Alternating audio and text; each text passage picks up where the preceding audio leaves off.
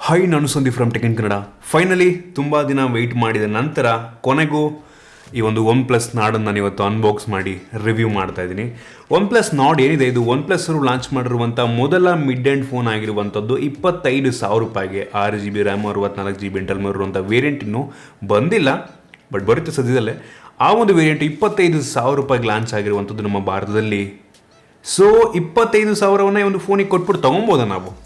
ಏನು ಚೆನ್ನಾಗಿದೆ ಇದ್ರ ಬಗ್ಗೆ ಕಂಪ್ಲೀಟ್ ಡೀಟೇಲ್ಸ್ ತಿಳಿಸ್ಕೊಡ್ತಿದ್ದೀನಿ. ಅದಕ್ಕಿಂತ ಮುಂಚೆ ನೀವು ನಮ್ಮ ಟೆಕ್ ಇನ್ ಕನ್ನಡ ಟಿಪ್ಸ್ನ ಸಬ್ಸ್ಕ್ರೈಬ್ ಮಾಡ್ಕೊಂಡಿಲ್ಲ ಅಂತ ಅಂದರೆ ಸಬ್ಸ್ಕ್ರೈಬ್ ಮಾಡ್ಕೊಳ್ಳಿ ಮತ್ತು ಬೆಲ್ ಐಕನ್ ಕೂಡ ಕ್ಲಿಕ್ ಮಾಡ್ಬೋದು. ಮೊದಲಾಗಿ ಒಂದು ಫೋನನ್ನು ಅನ್ಬಾಕ್ಸ್ ಮಾಡೋಣ. ನೋಡ್ತಾ ಇದ್ರೆ ಒಂದು ಬಾಕ್ಸು ಈ ರೀತಿ ಸಿಗ್ತಾ ಇರುವಂಥದ್ದು.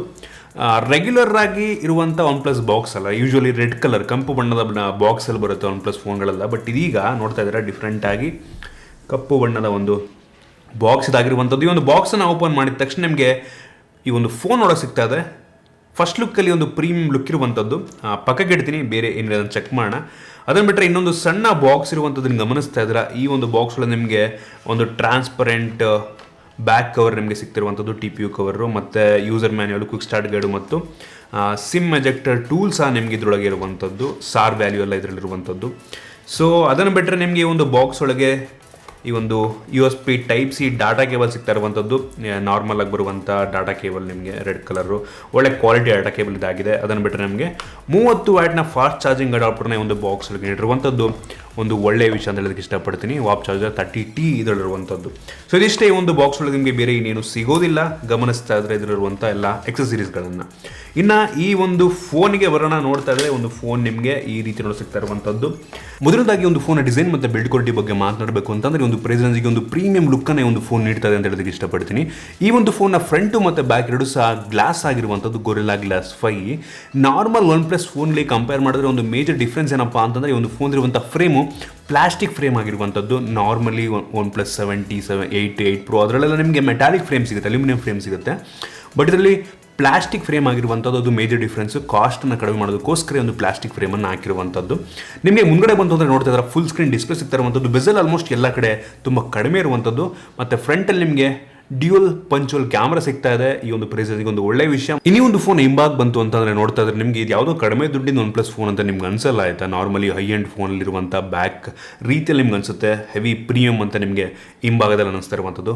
ಬ್ಯಾಕ್ ಗ್ಲಾಸ್ ಆಗಿರುವಂಥದ್ದು, ಕ್ವಾಡ್ ಕ್ಯಾಮ್ರಾ ಸೆಟಪ್ ನಿಮಗೆ ಹಿಂದ್ಗಡೆ ಸಿಗ್ತಾ ಇರುವಂಥದ್ದು, ಮತ್ತು ಡ್ಯೂಯಲ್ LED ಫ್ಲಾಶ್ ಇದೆ, ಮತ್ತು OnePlus ಲೋಗೋ ಇರುವಂಥದ್ದು ಬಿಟ್ಟರೆ ಬೇರೆ ಇನ್ನೇನೂ ಇಲ್ಲ.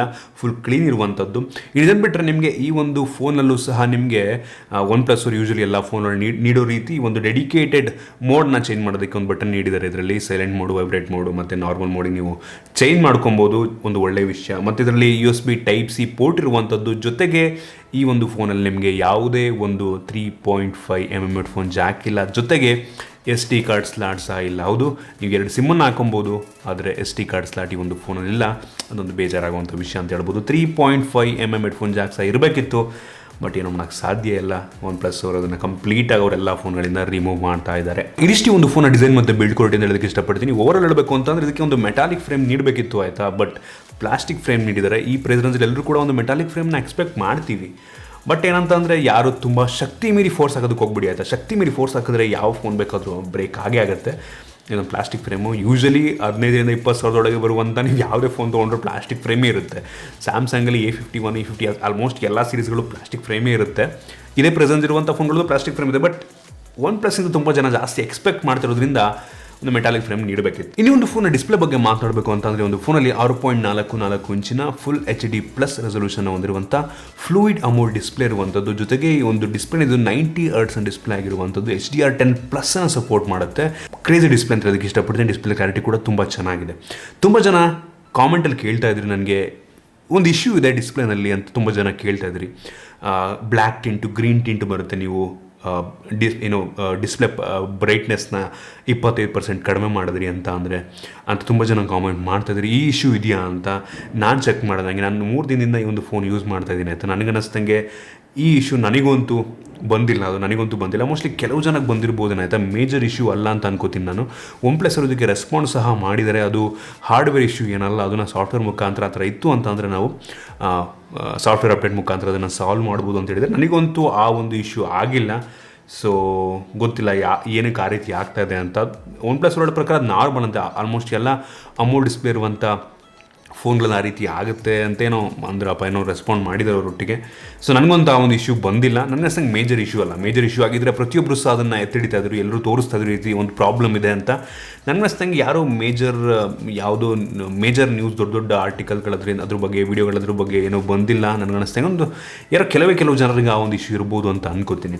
ಇನ್ನೇ ಒಂದು ಫೋನ್ ಇರುವಂಥ ವೇರಿಯಂಟ್ಗಳ ಬಗ್ಗೆ ಮಾತನಾಡಬೇಕು ಅಂತಂದರೆ, ಸದ್ಯಕ್ಕೆ ಒಂದು ಫೋನ್ 3 ವೇರಿಯಂಟಲ್ಲಿ ಲಾಂಚ್ ಆಗಿರುವಂಥದ್ದು. ಒಂದು ಬಂದುಬಿಟ್ಟು 6GB RAM 64GB internal memory. ಸದ್ಯಕ್ಕಿನ್ನೂ ನಮ್ಮ ಭಾರತದಲ್ಲಿ ಇನ್ನೂ ಬಂದಿಲ್ಲ, ಸದ್ಯದಲ್ಲೇ ಬರುತ್ತೆ. ಅದು ಬಂತು ಅಂದರೆ 25,000ಕ್ಕೆ ನಿಮಗೆ ಸಿಗುತ್ತೆ. ಮತ್ತು ಇನ್ನೊಂದು 8GB ರ್ಯಾಮ್ ಮತ್ತು 128GB internal memory, ಮತ್ತಿನ್ನೊಂದು 12GB RAM ಮತ್ತು 256GB ಇಂಟರ್ನಲ್ ಮೆಮೊರಿ. ನನ್ನ ಹತ್ರ ಇರುವಂಥದ್ದು 12GB ವೇರಿಯಂಟು. ಸೊ ಇದು ಫುಲ್ಲು ಟಾಪ್ ಎಂಡ್ ವೇರಿಯಂಟ್ ಇದು. ಸೊ ಇನ್ನು ಈ ಒಂದು ಫೋನ್ ಇರುವಂಥ ಪ್ರೋಸೆಸರ್ ಬಗ್ಗೆ ಮಾತನಾಡಬೇಕು ಅಂತಂದರೆ, ಈ ಒಂದು ಫೋನ್ ಇರುವಂಥದ್ದು ಒಂದು 5G ಪ್ರೋಸೆಸರ್ ಆಯಿತಾ.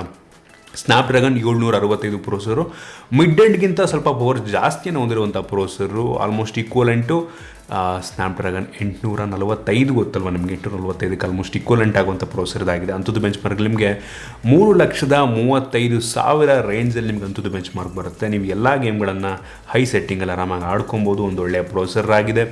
ಸೊ ಈ ಪ್ರೈಸನ್ಗೆ ಒಂದು ಒಳ್ಳೆ ಪ್ರೋಸೆಸರ್ ಅಂತ ಹೇಳೋದಕ್ಕೆ ಇಷ್ಟಪಡ್ತೀನಿ. 25,000ಕ್ಕೆ ಒಂದು ಸ್ನ್ಯಾಪ್ಡ್ರ್ಯಾಗನ್ ಪ್ರೋಸೆಸರು. ಇದನ್ನು ಬಿಟ್ಟರೆ ಇದಕ್ಕಿಂತ ಕಡಿಮೆ ಪವರ್ ಇರುವಂಥದ್ದು ಸ್ನ್ಯಾಪ್ಡ್ರ್ಯಾಗನ್ 730, 720 ಆಯಿತಾ. ಅದಕ್ಕಿಂತ ಜಾಸ್ತಿ ಬೆಂಚ್ ಮಾರ್ಕನ್ನು ಇದು ನೀಡುತ್ತೆ. ಜೊತೆಗೆ 5G ಇರುವಂಥದ್ದು ಒಂದು ಪ್ಲಸ್ ಪಾಯಿಂಟು. 25,000ಕ್ಕೆ ಒಳ್ಳೆ ಪ್ರೋಸೆಸರ್ ಅಂತ ಹೇಳೋದಕ್ಕೆ ಇಷ್ಟಪಡ್ತೀನಿ. ಬಟ್ ಇದಕ್ಕಿನ್ನೂ ಬೇರೆ ಇದರಲ್ಲಿ ಏನು ಮೀಡಿಯಾಟೆಕ್ಕಲ್ಲಿ ಯಾವುದು ಕಾಂಪ್ಯೂಟರ್ಗಳು ಇನ್ನೂ ಫೋನ್ ಲಾಂಚ್ ಆಗಿಲ್ಲ ಆಯಿತಾ. ಸದ್ಯಕ್ಕೆ ನಮ್ಮ ಭಾರತದಲ್ಲಿ ಮೀಡಿಯಾಟೆಕ್ಕಿನ ಕೆಲವೊಂದು ಡೈಮಂಡ್ಸಿಟಿ 850, 820 ಈ ಪ್ರೋಸೆಸರ್ಗಳೆಲ್ಲ ಬರ್ತಾವಂತೆ. ಅದು ಬಂದ ಮೇಲೆ ನೋಡಬೇಕು ಅದು ಹೆಂಗಿರುತ್ತೆ ಅಂತ. ಸದ್ಯಕ್ಕಂತೂ ಈ ಒಂದು ಪ್ರೆಸೆನ್ಸಿಗೆ ಒಂದು ಒಳ್ಳೆಯ ಪ್ರೋಸೆಸರ್ ಆಗಿರುವಂಥದ್ದು ಸ್ನ್ಯಾಪ್ಡ್ರ್ಯಾಗನ್ 765. ಸೊ ಸೂಪರ್ ಪ್ರೋಸೆಸರು, ನೀವು ಅದ್ರ ಬಗ್ಗೆ ತಲೆ ಕೆಡಿಸ್ಕೊಳ್ಳೋದಕ್ಕೆ ಹೋಗಬೇಡಿ. ಸೊ ಈ ಪ್ರೆಸೆನ್ಸಿಗೆ ಚೆನ್ನಾಗಿದೆ. ಜೊತೆಗೆ ಒಂದು ಫೋನ್ ಇರುವಂಥ ಸ್ಟೋರೇಜ್ UFS 2.1 ಸ್ಟೋರೇಜ್ ಆಗಿರುವಂಥದ್ದು. ಈ ಪ್ರೆಸೆನ್ಸ್ ಎಲ್ಲರೂ ಕೂಡ UFS 2.1 ನೀಡ್ತಾರೆ. ತುಂಬ ಒಂದು ಲೆವೆಲಿಗೆ ಫಾಸ್ಟ್ ಆಗಿರುತ್ತೆ. ಅದು ಒಂದು ಫಾಸ್ಟಾಗಿ ಇನ್ಸ್ಟಾಲ್ ಆಗುತ್ತೆ, ಅಪ್ಲಿಕೇಶನ್ಗಳು ಓಪನ್ ಆಗುತ್ತೆ. ಸೊ ನಿಮಗೆ ಅಷ್ಟೊಂದು ಡಿಫ್ರೆನ್ಸ್ ಗೊತ್ತಾಗಲ್ಲ. ಬಟ್ OnePlus ಹೈ-ಎಂಡ್ ವೇರಿಯಂಟಲ್ಲಿ ನಿಮಗೆ UFS 3.0, 3.1 ನೀಡ್ತಾರೆ. ಬಟ್ ಇದರಲ್ಲಿ 2.1 ನೀಡಿದ್ದಾರೆ. 2.1 ಕೂಡ ನಾಟ್ ಬ್ಯಾಡ್ ಆ್ಯಕ್ಚುಲಿ. ಇನ್ನೊಂದು ಫೋನ್ ಇರುವಂಥ ಕ್ಯಾಮ್ರಾ ಬಗ್ಗೆ ಮಾತಾಡಬೇಕು ಅಂತಂದರೆ, ಒಂದು ಫೋನಲ್ಲಿ ರೇರಲ್ಲಿ ಕ್ವಾಡ್ ಕ್ಯಾಮ್ರಾ ಇರುವಂಥದ್ರಲ್ಲಿ ಮೈನ್ ಸೆನ್ಸರ್ ಬಂದ್ಬಿಟ್ಟು 48 ಮೆಗಾಪಿಕ್ಸೆಲ್ನ ಮೈನ್ ಸೆನ್ಸರ್ ಇದಾಗಿರುವಂಥದ್ದು. 1.8 ಅಪರ್ಚರು, ಒಂದು ಒಳ್ಳೆ ಕ್ವಾಲಿಟಿಯ ಫೋಟೋವನ್ನು ಪ್ರೊಡ್ಯೂಸ್ ಮಾಡುತ್ತೆ ಇದು ಆಯಿತಾ. ಈ ಪ್ರೆಸೆಂಟ್ ನನಗೆ ಅನಿಸ್ತಂಗೆ ಒಂದು ಒಳ್ಳೆ ಕ್ವಾಲಿಟಿ ಅಂತ ಅನ್ನಿಸ್ತು. ನಿಮಗೆ ಈ ಒಂದು ಫೋನ್ ಇರುವಂಥ ಕ್ಯಾಮ್ರಾವನ್ನು ನೀವು OnePlus 70 ಕ್ಯಾಮ್ರಾಗೆ ಆಲ್ಮೋಸ್ಟ್ ಕಂಪೇರ್ ಮಾಡ್ಬೋದು. ಸಿಮಿಲರ್ ಫೋಟೋ ಕ್ವಾಲಿಟಿಯನ್ನು ಈ ಒಂದು ಫೋನ್ ಸಹ ಪ್ರೊಡ್ಯೂಸ್ ಮಾಡುತ್ತೆ. ಅದಾದ ನಂತರ 8 ಮೆಗಾಪಿಕ್ಸೆಲ್ ಅಲ್ಟ್ರಾ ವೈಡ್ ಲೆನ್ಸ್ ಇರುವಂಥದ್ದು. ತುಂಬ ಅಲ್ಟ್ರಾ ವೈಡ್ ಇದೆ. ಬಟ್ ಅಲ್ಟ್ರಾ ವೈಡ್ ಇರುವಂಥ ಲೆನ್ಸಿನಿಂದ ಅದರಲ್ಲಿ ಬರುವಂಥ ಫೋಟೋ ಒಂದು ಸ್ವಲ್ಪ ನಿಮ್ಗೆ ಅಷ್ಟೊಂದು ಕ್ಲಾರಿಟಿ ಇಲ್ಲ. ತುಂಬ ವೈಡ್ ಇದೆ ಬಟ್ ಅಷ್ಟೊಂದು ಕ್ಲಾರಿಟಿ ಇಲ್ಲ. ಝೂಮ್ ಮಾಡಿದ್ರೆ ಅಷ್ಟೊಂದು ಕ್ಲಾರಿಟಿ ಇಲ್ಲ ಅಂತ ಅನ್ಸೋಕ್ಕೆ ಶುರುವಾಗುತ್ತೆ ನಿಮಗೆ. ಇದಾದ ನಂತರ 5 ಮೆಗಾಪಿಕ್ಸೆಲ್ ಡೆಪ್ತ್ ಕ್ಯಾಮ್ರಾ ಇರುವಂಥದ್ದು, ಬ್ಯಾಕ್ಗ್ರೌಂಡ್ ಬ್ಲರ್ ಮಾಡೋದಕ್ಕೆ. ಮತ್ತು ಇನ್ನೊಂದು 2 ಮೆಗಾಪಿಕ್ಸೆಲ್ ಅಂತ ಮ್ಯಾಕ್ರೋ ಲೆನ್ಸ್ ಇದೆ ಆಯಿತಾ. ಮ್ಯಾಕ್ರೋ ಲೆನ್ಸ್ ನನಗೇನೋ ಅಷ್ಟೊಂದು ಇಷ್ಟ ಆಗಲಿಲ್ಲ. ಫೋಕಸ್ಸು ಓಕೆ ಅಂತ ಅಷ್ಟೊಂದು ನನಗೇನು ಅಷ್ಟೊಂದು ಇಷ್ಟ ಆಗಿಲ್ಲ ಮ್ಯಾಕ್ರೋ ಲೆನ್ಸು. ಸೊ ಅದಾದ ನಂತರ ಫ್ರಂಟಿಗೆ ಬಂತು ಅಂತಂದರೆ, ಫ್ರಂಟಲ್ಲೂ ಸಹ ನಿಮಗೆ 2 ಕ್ಯಾಮ್ರಾ ಸಿಗ್ತಾ ಇರುವಂಥದ್ದು. ಒಂದು ಮೈನ್ ಸೆನ್ಸರ್ ಬಂದ್ಬಿಟ್ಟು 32 ಮೆಗಾಪಿಕ್ಸೆಲ್ನ ಮೈನ್ ಸೆನ್ಸರ್ದಾಗಿರುವಂಥದ್ದು. ಸೊ ಇದು ಒಂದು ಲೆವೆಲಿಗೆ ವೈಡ್ ಇದೆ. ಅದರ ಜೊತೆಗೆ ಇನ್ನೊಂದು ಅಲ್ಟ್ರಾ ವೈಡ್ ಆ್ಯಂಗಲ್ ಲೆನ್ಸ್ ಇರುವಂಥದ್ದು 8 ಮೆಗಾಪಿಕ್ಸೆಲ್, ಅದು ಕೂಡ ತುಂಬ ವೈಡ್ ಇರುವಂಥದ್ದು. ಫ್ರಂಟ್ ಕ್ಯಾಮ್ರಾ ಎರಡೂ ಚೆನ್ನಾಗಿದೆ ಆ್ಯಕ್ಚುಲಿ. ಮೈನ್ ಸೆನ್ಸರ್ ಫೋಟೋನು ಚೆನ್ನಾಗಿದೆ ಮತ್ತು ಅಲ್ಟ್ರಾ ವೈಡ್ ಬರುವಂಥ ಲೆನ್ಸಿನ ಅದರಿಂದ ಬರುವಂಥ ಫೋಟೋಗಳು ಚೆನ್ನಾಗಿದೆ. ಆ ಸ್ಯಾಂಪಲ್ಸ್ಗಳನ್ನ ಗಮನಿಸ್ತಾ ಇದ್ದಾರೆ. ಸೊ ನನಗೆ ಅನಿಸ್ತಂಗೆ ಈ ಒಂದು ಪ್ರೈಸಲ್ಲಿ ಒಂದು ಒಳ್ಳೆ ಕ್ಯಾಮ್ರಾವನ್ನು ಮೈನ್ ಸೆನ್ಸರ್ 48 ಮೆಗಾಪಿಕ್ಸೆಲ್ ಇರುವಂಥ ಮೈನ್ ಸೆನ್ಸರ್ ಒಂದು ಒಳ್ಳೆ ಫೋಟೋವನ್ನು ಪ್ರೊಡ್ಯೂಸ್ ಮಾಡುತ್ತೆ. ಕ್ಯಾಮ್ರಾ ನನಗೇನು ಕಂಪ್ಲೇಂಟ್ ಇಲ್ಲ. ನನಗೆ ಓಕೆ ಚೆನ್ನಾಗಿದೆ, ಸಾಕು. ಈ ಒಂದು ಪ್ರೆಸೆನ್ಸಿಗೆ ಒಳ್ಳೆ ಫೋಟೋನ ಪ್ರೊಡ್ಯೂಸ್ ಮಾಡುತ್ತೆ. ಈ ಪ್ರೆಸೆನ್ಸ್ ಬರುವಂಥ ಸಿಮಿಲರ್ ಫೋನ್ಗಳು ಸಹ ನನಗೆ ಅನಿಸ್ತಂಗೆ ಸಿಮಿಲರ್ ಫೋಟೋನೇ ಪ್ರೊಡ್ಯೂಸ್ ಮಾಡ್ತವೆ. ಸೊ ನನಗೆ ಕ್ಯಾಮ್ರಾ ಡೀಸೆಂಟ್ ಅಂತ ಅನ್ನಿಸ್ತು.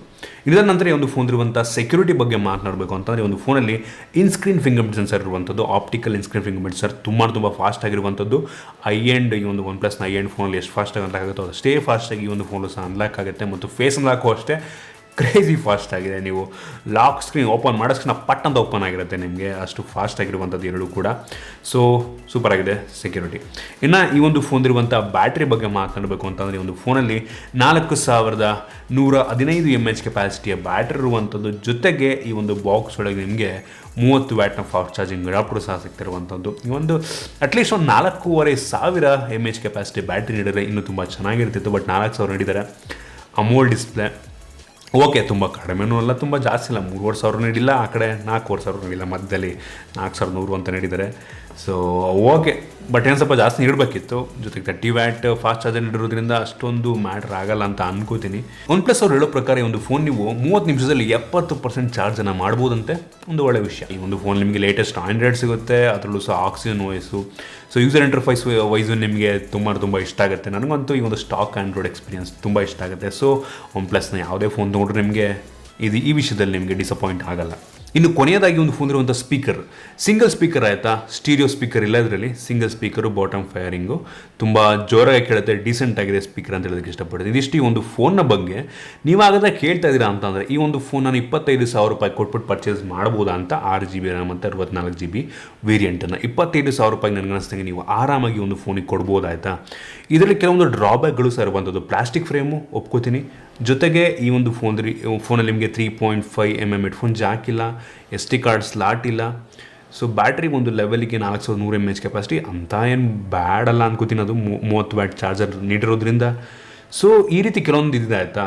ಬಟ್ 25,000ಕ್ಕೆ ನಾವು ಈ ಒಂದು ಫೋನ್ ಆರಾಮಾಗಿ ಕೊಡ್ಬೋದು. ಏನಕ್ಕೆ ಅಂದರೆ ಒಂದು OnePlus ಬ್ರ್ಯಾಂಡಿಂಗು, ಜೊತೆಗೆ ಈ ಒಂದು ಫೋನ್ ಇರುವಂಥ ಫೀಚರ್ 25,000ಕ್ಕೆ ಕ್ರೇಜಿ ಅಂತ ಹೇಳೋದಕ್ಕೆ ಇಷ್ಟಪಡ್ತೀನಿ. ಆ ಒಂದು ಪ್ರೋಸರ್ Snapdragon 765 5G ಜೊತೆಗೆ ಬರ್ತಿರುವಂಥದ್ದು. ಸದ್ಯಕ್ಕೆ ನಮ್ಮ ಭಾರತದಲ್ಲಿ ಲಾಂಚ್ ಆಗಿರುವಂಥ ಚೀಪೆಸ್ಟ್ 5G ಫೋನ್ ಇದಾಗಿರುವಂಥದ್ದು. 25,000 ನೀವು ಆರಾಮಾಗಿ ಒಂದು ಫೋನಿಗೆ ಕೊಡ್ಬೋದಾಯ್ತಾ. ಯೂಶಲಿ ಇದೇ ಸ್ಪೆಸಿಫಿಕೇಷನ್ ಹೊಂದಿರುವಂಥ ಬೇರೆ ಬ್ರ್ಯಾಂಡಿಗೆ ಹೋದ್ರಿ ಅಂದರೂ ಸಹ 21-22,000 ಕೇಳ್ತಾರೆ ನಿಮಗೆ.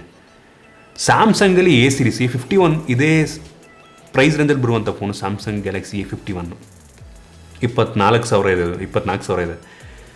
ಇದಕ್ಕಿಂತ ಕಡಿಮೆ ಸ್ಪೆಸಿಫಿಕೇಷನ್ ಹೊಂದಿರುವಂಥದ್ದು. ಅದರಲ್ಲಿರುವಂಥ ಪ್ರೋಸೆಸರ್ ಅಷ್ಟೊಂದು ಚೆನ್ನಾಗಿಲ್ಲ. ಮತ್ತು ಅದರ ಪ್ಲಾಸ್ಟಿಕ್ ಬ್ಯಾಕು, ಅದು ಕೂಡ ಪ್ಲಾಸ್ಟಿಕ್ ಫ್ರೇಮ್. ಅದರಲ್ಲೂ ಸಹ ಇದರ ಗ್ಲಾಸ್ ಬ್ಯಾಕ್ ಇದೆ. ಮಚ್ ಬೆಟರ್ ಪ್ರೋಸೆಸರ್ ಇದರಲ್ಲಿದೆ, ಮಚ್ ಬೆಟರ್ ಕ್ಯಾಮ್ರಾ ಇದರಲ್ಲಿದೆ. ಸೊ ನನಗನ್ನಿಸ್ತಂಗೆ ಈ ಒಂದು ಫೋನ್ ತುಂಬ ಜನಕ್ಕೆ ಏನೋ ಗೊತ್ತಿಲ್ಲ, ಏನಕ್ಕೆ ತುಂಬ ಜನಕ್ಕೆ ಒಂದು OnePlus Nord ಇಷ್ಟ ಆಗ್ತಿಲ್ಲ ಅಂತ. ಬಟ್ ಒಂದು ಒಳ್ಳೆ ಫೋನ್ ಆಗಿದೆ ನನಗನ್ನಿಸ್ತಂಗೆ. 25,000 ಈ ಒಂದು ಫೋನಿನ ಆರಾಮಾಗಿ ಕೊಡ್ಬೋದು ಇದು. ಸೊ ಇದು ನನ್ನ ಒಪಿನಿಯನ್ ನನಗನ್ನಿಸ್ತಂಗೆ. ಬಟ್ ತುಂಬ ಜನ ಅನ್ಕೊಬೋದು, ಓಕೆ ನನಗೆ ಈ ಪ್ರೈಸ್ ರೇಂಜಲ್ಲಿ ರೆಡ್ಮಿ K20 ಸಿಗುತ್ತಲ್ಲ, K20 Pro ಸಿಗುತ್ತಲ್ವ ನನಗೆ, ಅದರಲ್ಲಿ Snapdragon 855 ಅಂತ ತುಂಬ ಜನ ಅನ್ಕೋತಾ ಇರ್ಬೋದು. ಬಟ್ ನೀವು ಅದಕ್ಕೂ ಇದಕ್ಕೂ ಕಂಪೇರ್ ಮಾಡೋದಕ್ಕಾಗಲ್ಲ, ಅದು ಸ್ವಲ್ಪ ಹಳೆ ಫೋನ್ ಆಯಿತು. ಬಟ್ ಇದರಲ್ಲಿರುವಂಥ 5G ಪ್ರೋಸೆಸರು ಒಂದು, ಮತ್ತು ಲೇಟೆಸ್ಟ್ ಪ್ರೋಸೆಸರು, ಮತ್ತು OnePlus ಬ್ರ್ಯಾಂಡಿಂಗ್. ಸೊ ಇದಿಷ್ಟೆಲ್ಲ ಬೇಕು ಅಂದರೆ ನೀವು ಒಂದು ಫೋನ್ ತೊಗೊಬೋದು. ಹೌದು, ಮಚ್ ಬೆಟರ್ ಪರ್ಫಾರ್ಮೆನ್ಸ್ ನೀಡುವಂಥ ಬೇರೆ ಫೋನ್ಗಳು ಇದೇ ಪ್ರೈಸ್ ರೇಂಜಿಗೆ ಸಿಗ್ತವೆ. ನಿಮ್ಮ ಪ್ರಿಫರೆನ್ಸ್ ಅದು, ನಿಮ್ಗೆ ಯಾವ ಥರ ಫೋನ್ ಬೇಕು ಅಂತ. ಬಟ್ ನಾನಂತೂ ಈ ಒಂದು ಫೋನಿಗೆ 25,000 ಆರಾಮಾಗಿ ಕೊಡ್ಬೋದು ಅಂತ ಅಂತೀನಿ. ಸೊ ಇದಿಷ್ಟು ನನ್ನ ಒಪಿನಿಯನ್ನು. ನಿಮಗೆ ಇಷ್ಟ ಇದೆ ಅಂತ ಅನ್ಕೋತೀನಿ. ಇಷ್ಟ ಆದ ದಯವಿಟ್ಟು ಲೈಕ್ ಮಾಡಿ, ಶೇರ್ ಮಾಡಿ. ಇದೇ ರೀತಿ ನಮ್ಮ ಬೇರೆ ವಿಡಿಯೋಗಳಿಗೆ ನಮ್ಮ ಟೆಕ್ ಇನ್ ಕನ್ನಡ ಟಿಪ್ಸ್ನ ಸಬ್ಸ್ಕ್ರೈಬ್ ಮಾಡ್ಕೊಂಡಿಲ್ಲ ಅಂತಂದರೆ ಸಬ್ಸ್ಕ್ರೈಬ್ ಮಾಡ್ಕೊಳ್ಳಿ ಮತ್ತು ಬೆಲ್ ಐಕನ್ ಕೂಡ ಕ್ಲಿಕ್ ಮಾಡೋದು. ಸಿಗೋಣ ಮುಂದಿನ.